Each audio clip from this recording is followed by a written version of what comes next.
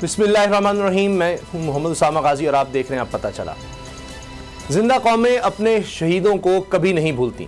वतन की हिफाजत के लिए अपनी जानों के नजराने पेश करने वाले शहदा को खिराज अकीदत पेश करने के लिए आज पूरे पाकिस्तान में यौम तकरीम शहदा मनाया गया। शहर शहर करिया करिया शहदा से मोहब्बत का अकीदत का इजहार किया गया। मरकजी तकरीब GHQ में हुई, जिसके मेहमान खुसूसी chief of army staff general Asim Munir थे, जिन्होंने GHQ में यादगार शहदा पर हाजिरी दी, फूल चढ़ाए और फातिहा खानी की।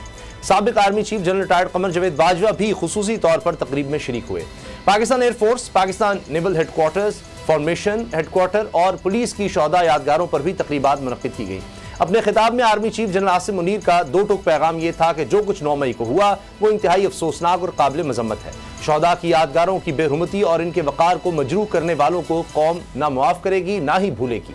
इस शर्पसंदी को बर्दाश्त नहीं किया जाएगा। आर्मी चीफ का कहना था कि वो शहदा जिन्हें अल्लाह रब्बुल इज़्ज़त ने हयात जाविना अता फरमाई, उनकी कुर्बानियों को कोई ज़ायल नहीं कर सकता। आर्मी चीफ ने कहा कि शहदा के वारिसों को ये पैगाम देना चाहता हूँ, आज के दिन पाकिस्तानी अवाम और पाक फौज तमाम कानून नाफिज करने वाले इदारों के शहदा के लवाहिकीन के साथ खड़ी हैं और खड़ी रहेंगी। इसमें कोई दो राय नहीं कि शहीद की जो मौत है वो कौम की हयात है।